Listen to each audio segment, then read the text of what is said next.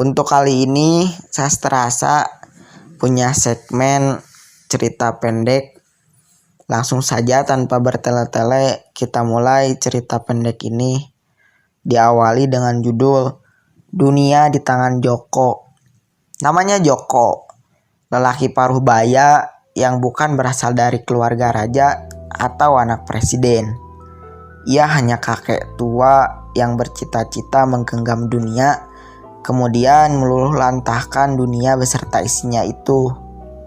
Joko biasa mengais ketenangan di bawah pohon rindang sambil menikmati rokok kretek dan kopi hitam yang pahitnya tak lebih dari kehidupan. Sosoknya merupakan lelaki paruh baya yang amat bersahaja. Begitu bersahajanya ia sehingga tak pernah terbersit sedikit pun keinginan untuk bekerja dan mengabdikan diri pada harta. Ia sudah merasa sangat kaya dengan kesehatan fisiknya dan apa yang dipakainya. Meskipun itu tampak begitu lusuh dan compang-camping. Dunia telah sepenuhnya Joko genggam, sebab Joko merasa dunialah yang selalu memburunya. Dalam benaknya selalu terbersit angan-angan untuk apa mencari sesuatu yang telah ada, yang tanpa diupayakan pun ia akan menghampirinya. Dengan menggenggam filosofi kehidupan yang ia pegang itu, ia menjadi begitu tenang, damai, aman, dan sentosa. Serasa tak pernah ada sedikit pun rasa takut dan masalah yang menghinggapinya.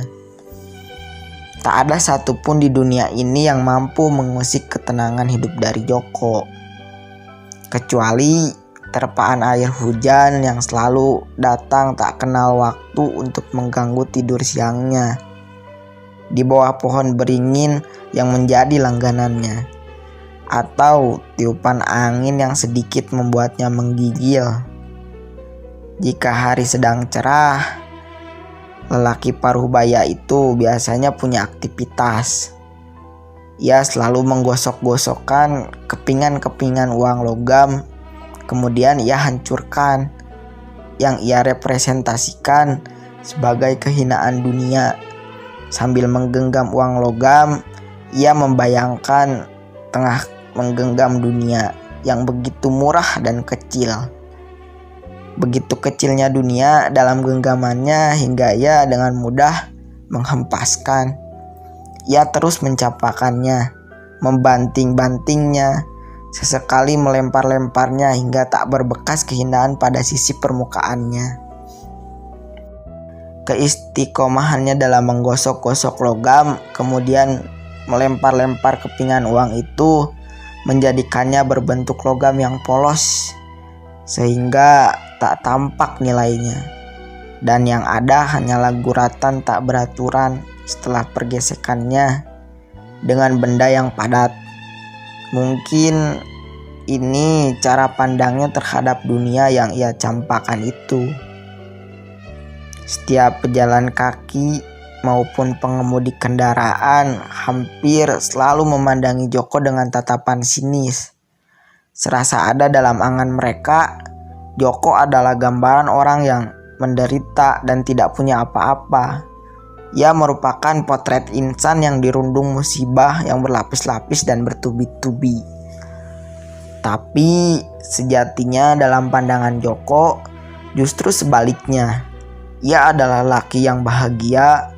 Ia selalu menganggap dirinya sebagai yang paling bahagia di alam semesta ini.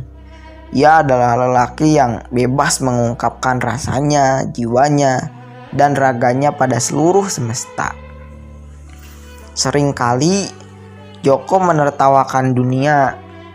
Ia selalu menertawai manusia di luar sana yang selalu senang membenamkan diri pada kehinaan dunia, hingga mereka mendapat keluh kesah dan penderitaan yang berkepanjangan. Dalam benaknya selalu menggumam, apa yang menarik dari dunia yang kecil ini? Mungkin saja mereka terlalu bodoh hingga terus mencarinya. Tidakkah mereka menyadari bahwa dalam kesementaraan hidup ini adalah waktu yang tepat untuk mengekspresikan kebebasan. Silakan berbuat sebebas-bebasnya, asalkan orang lain tak terusik oleh keberadaanmu. Karena kebebasanmu hanya dibatasi kebebasan orang lain, bukan dibatasi dunia ini. Apa kau tak percaya Tuhan ini maha besar? Sampai kau membesar-besarkan dunia, kemudian mencarinya setiap saat. Kemudian Tuhan kau campakkan, umpat Joko dalam kata hatinya. Joko meyakini dirinya diutus ke dunia ini untuk melihat kebesaran Tuhannya. Dan terkadang untuk melihat kebesaran Tuhannya, ia selalu menghinakan dirinya. Dan dunialah sebagai alat kehinaan itu. Sesekali waktu, Joko menyalakan rokok kreteknya, kemudian menghirupnya, ditemani segelas kopi hitam yang sudah banyak ampasnya. Tapi sungguh sangat nikmat hingga ia selalu saja menceritakannya. Sambil merokok, ia gemar bercerita dalam bingkai monolog. Entah ada atau tidak orang yang mau mendengarkannya. Bagi Joko, bercerita monolog adalah kesempatan terbaik untuk sekedar mengungkapkan rasa atau sekedar melucuti pakaian duniawinya. Ia tak mau kalah bersaing dengan para pujangga dan para penulis cerita amatir kemarin sore itu, yang juga selalu merasakan keasikan tersendiri saat berirama dan mengayunkan jemarinya.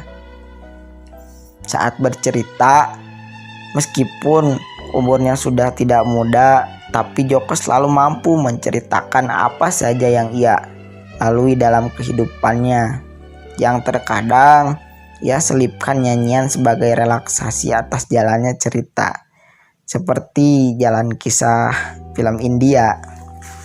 Terbukti ia lebih piawai dari seorang dalang kondang di kampungnya, dan lebih hebat dari seorang sutradara yang hanya mengejar komersialisasi atas jalan cerita. Siapapun yang hendak menyangkal kemampuannya, maka ia tidak akan segan untuk membuktikannya. Pada siang hari, lelaki paruh baya biasa beristirahat setelah kesibukannya sehari-hari, yang ia isi dengan bercerita dan mengkerdilkan dunia. Di tengah hari yang terik itu, ia akan menggunakannya sebagai waktu istirahat yang panjang. Ia tidak akan terbangun dari istirahatnya, kecuali ia mendengar suara perutnya setelah meronta-ronta, pertanda ingin lekas diperhatikan. Terkadang ia melobi perutnya, "Tunggulah barang sebentar." Yang terkadang ia berhasil dan tidak jarang ia gagal. Dunia sungguh begitu ajaib. Tak pernah sesekalipun lelaki paruh baya itu pernah meminta, baik kepada keluarganya, tetangganya, apalagi sahabat kecilnya. Namun di tengah pengikatan telapak tangannya untuk menengadah kepada manusia, justru dunialah yang selalu datang menghampirinya begitu terbangun dari mimpi yang panjang. Saat terbangun, ia selalu mendapati aneka makanan bergizi dan lezat dari warung-warung berkelas yang tersimbolkan pada kemasan bungkusnya.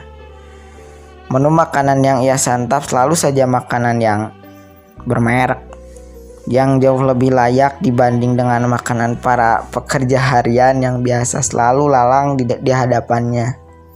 Menu yang selalu mampu menggairahkan nafsu makannya dan selalu cukup porsi untuk mengisi istirahat panjangnya. Usai makan, lelaki paruh baya itu tidak lupa dengan rutinitasnya untuk mengumpulkan koin, kemudian menggores-goreskannya pada dasar lantai paping di trotoar jalan, dan sesekali melemparkannya. Dalam batinnya selalu terngiang, "Sudah tepat aku membanting dunia. Sudah tepat aku menggenggam dunia. Sementara Dunia selalu saja menghampiriku. Dunia tak besar, ia berada di tanganku.